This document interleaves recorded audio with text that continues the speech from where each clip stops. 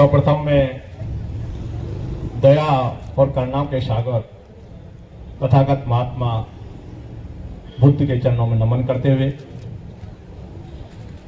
भारत के संविधान के रचयिता, नारियों के मुक्तिदाता, भारत रत्न डॉक्टर बाबा साहब अम्बेडकर के चरणों में नमन करते हुए संतों और गुरुओं, समाज में जन्मे सभी महापुरुषों के चरणों में नमन करते हुए बहुजन समाज को अग्रणी करने के लिए बहुजन नायक माननीय श्री काशीराम जी के चरणों में नमन करते हुए मंच पर विराजमान हमारे समाज के अनमोल रतन बाबा साहब और माननीय काशीराम जी के साथ रहे माननीय श्री अजीत गौतम जी, सेवा के महासचिव श्री एनडी राम साहब, हमारे डायनेमिक लीडर जो आप सभी की क्रिया प्रतिक्रिया, आप सभी का जो भी कार्यक्रम की गतिविधियां होती हैं उनको हमारे बीएसएनएल कारपेट ऑफिस में पहुंचाने वाले माननीय श्री एनडी राम साहब, आज के इस कार्यक्रम के अध्यक्ष श्री राजेंद्र प्रसाद जी, डिस्ट्रिक्ट जिला अध्यक्ष गाजियाबाद,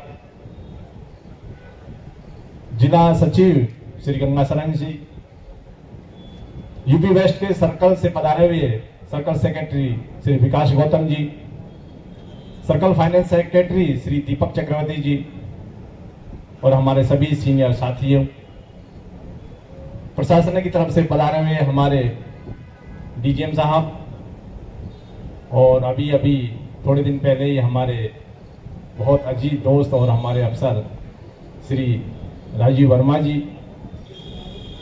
अभी एक हमारे साथी पिछले जो एमटी में सिलेक्शन हुआ था विशाल गौतम जी, जो अभी हापुड़ में एमटी के कार्यपद पर कार्यरत हैं, दूर दराज से सभी आए हुए मेरे सेवा के पदाधिकारीगण, महिलाएं, साथियों, सभी को मेरा जय भीम। आज का इस बाबा साहब का जो 133वीं जन्मदिन हम मना रहे हैं, उस सभी का मैं हार्दिक स्वागत अभिनंदन करता हूं। जैसे अभी हमने भी 19 अप्रैल को बाबा साहब की जयंती दिल्ली में मनाई थी। आप सभी को ये पता है कि ये पावन महीना 14 अप्रैल से लेकर 30 अप्रैल तक बाबा साहब की जयंतियां पूरे देश में मनाई जाती हैं। उसी कड़ी में हर जिले, हर प्रदेश में ये प्रोग्राम होते रहते हैं।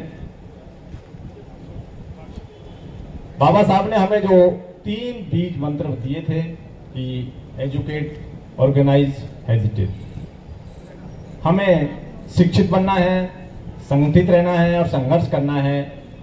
उसके साथ बाबा साहब ने भारत का संविधान दिया और हम सब लोगों को बुद्धिज्म दिया।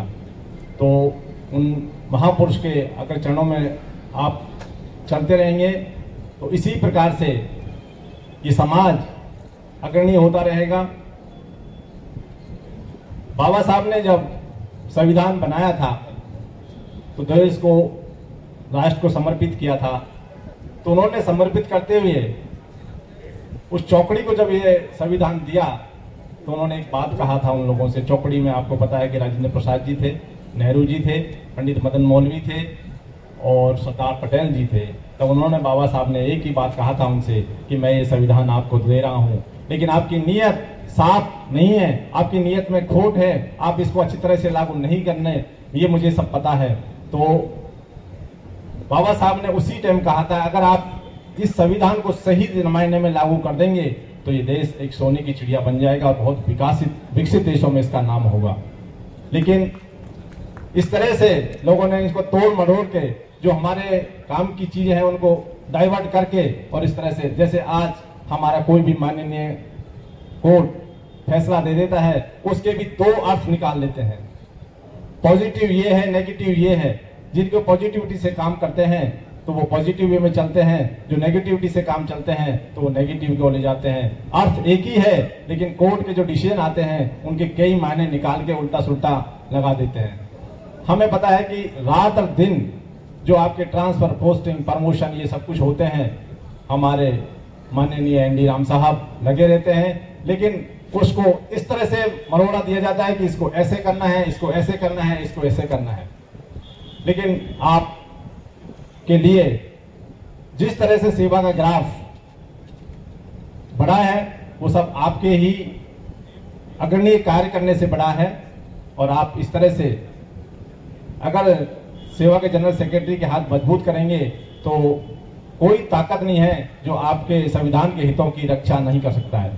वो संविधान के हितों की रक्षा करने के लिए ही बाबा साहब ने कहा था कि भाई संविधान की जो भी हमें कॉन्स्टिट्यूशनल राइट हैं उनके हमें मिलने चाहिए। इसी के लिए आप सभी लोगों ने हर डिस्ट्रिक्ट में, हर जिले में, हर राज्य में, हर राज्य की राजधानियों में, सारे जिले में हमें ऑफिस बनाए हुए हैं। वो हमारी SC/ST एम्प्लॉय वेलफेयर एसोसिएशन बने हुए हैं। ये बाबा साहब के कारनामे से ही ये ऑफिस खुले थे कि हम हमारी बात किसी मंच पर रख सकते हैं, हम एकत्रित हो सकते हैं, हम एकत्रित होकर हमारी बात को ऊपर उठा सकते हैं। इसके लिए उन्होंने ये हमें ऑफिस दिए। ये ऑफिस कितना सुंदर है, बाबा साहब कितने सुंदर हैं, क्या सूट बूट में रहते हैं। तो आप सभी लोगों भी इसी तरह से रहें और समाज के प्रति कार्य करते रहें। मैं एक थोड़ा समय है इसलिए मैं एक बता रहा हूं, अभी साहब ने कहा कुछ बताना है। तो जब बाबा साहब ने अपने अंतिम क्षणों में आगरा में एक 18 मार्च 1956 को आखिरी भाषण दिया था, उस भाषण की कुछ कड़ियां आपको बता रहा हूं मैं।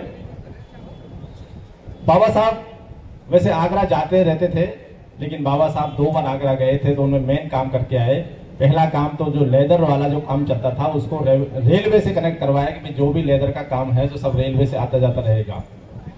दूसरा, जब उन्होंने 18 मार्च 1956 रामलीला मैदान में अपना ऐतिहासिक भाषण दिया था, उस भाषण में हमें एक एक करके बताया था कि आपको क्या क्या करना है, कैसे कैसे आगे समाज को बढ़ाना है। तो उस भाषण की उन्होंने 7 कड़ियों में उसको बताया था। सबसे पहले बाबा साहब ने जन समूह के लिए संदेश दिया था कि आपको क्या करना है। जन समूह को उसे संदेश के लिए ये कहा था कि आप पढ़ लिख के रोजगार लग गए हैं और आपको जो मैंने पिछले 30 वर्षों से जो आपको काम कर रहा हूं, आपको पार्लियामेंट में, आपको स्टेट असेंबली में जो आरक्षण दिया गया है, उस आरक्षण को बनाए रखते हुए आपको समाज के प्रति काम करना है और समाज को आगे बढ़ाने का काम करना है और समाज को आगे बढ़ाना है।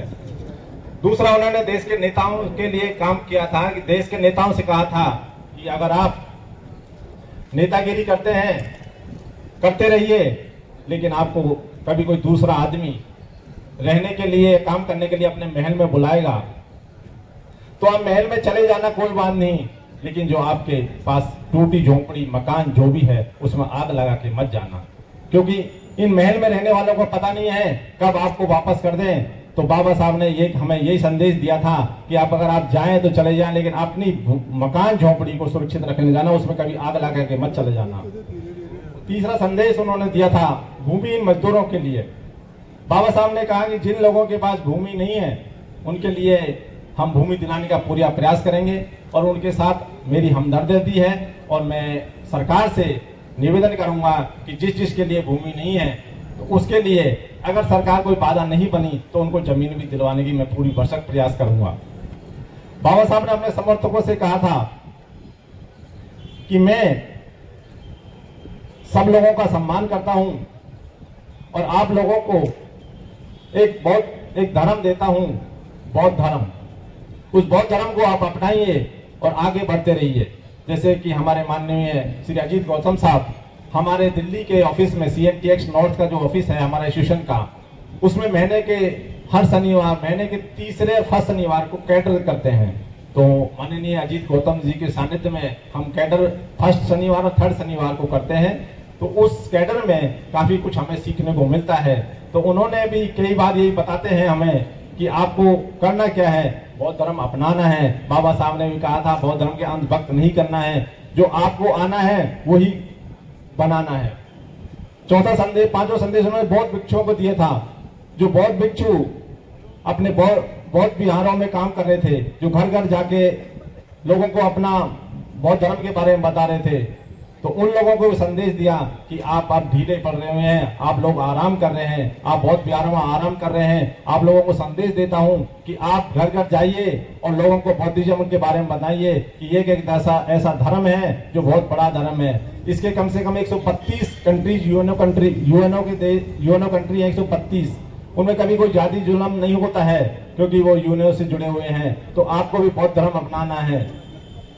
पांचवा उन्होंने दिया शासकीय कर्मचारियों को ये संदेश दिया कि आप पढ़ लिख कर समाज की सेवा करेंगे और गांव में जाएंगे। एक बार बाबा साहब ने एक आईएएस को अपने घर बुलाया। तो आईएएस ने सोचा कि बाबा साहब पता नहीं हो सकता है कुछ पैसे देने के लिए मुझे बुला रहे हों। तो वो डरता डरता गया। बाबा साहब ने कहा आइए आपका स्वागत है। बाबा साहब ने कहा कि मैंने आपको इसलिए बुलाया है कि आप अपने गांव में जाइए और गांव में जब जाएंगे तो आपको गांव में के बाहर ही कुछ औरतें कंडे बनती हुई, कुछ घर का काम करती हुई मिलेंगी। जब आप आईएएस बन के वहां जाएंगे तो उन माताओं बहनों का इतना वो होगा कि आपको देखकर अपने बच्चों को आगे बढ़ाने की कोशिश करेंगी। आपको देखकर उन पे इतना फर्क आएगा कि वो भी अपने बच्चों के लिए आईएएस, आईसीएस, ईएएस बनाने की कोशिश करेंगी। तो मैंने आपको इसलिए बनाया है कि आप समाज में जाके अग्रणी काम करना है और अग्रणी काम करने के लिए समाज को आगे बढ़ाना है। तो ये उन्होंने कहा। तो वो आईएएस की मार्गदर्शन से कोई भी देख लीजिए आप, जब हमारे गांव में कोई पास में बगल में आईएएस में सिलेक्शन होता है तो उसके गांव वाले सब उसका वो विकास करने के लिए उसका सम्मान करते हैं, मंच पे बुलाते हैं। तो उससे दूसरे बच्चों में भी ऐसी प्रोत्साहन जाती है कि मुझे भी आईएएस बनना है। तो इसलिए आप सभी अपने बच्चों को, आपको पता ही है कि आजकल लेटर एंट्री से भी आईएएस आ रहे हैं इस गवर्नमेंट में। तो आपको मुकाबला करने के लिए शिक्षित बनना है और शिक्षा अपने बच्चों को देना है। आप सभी को पता है कि बाबा साहब ने कहा था शिक्षा वो शेरनी का दूध है जो पीता वो धाड़ता है। इसलिए मेरे भाई बंधुओं, आप सबों को अपने बच्चों को शिक्षित करना है, आईएएस बनाना है और जब आप मुकाबला ले नहीं पाएंगे क्योंकि आजकल अब रोजगार है नहीं। इस गवर्नमेंट ने रोजगार के लिए कोई दरवाजा नहीं खोले हैं। इधर दूसरी बात चल रही है, लेटर एंट्री से आईएएस आ रहे हैं। तो आपको लड़ना है, मुकाबला करना है तो आपको शिक्षित बनना होगा और अपने बच्चों को शिक्षक बनाना होगा। सातवां उन्होंने दिया था छात्र और युवाओं को लिए।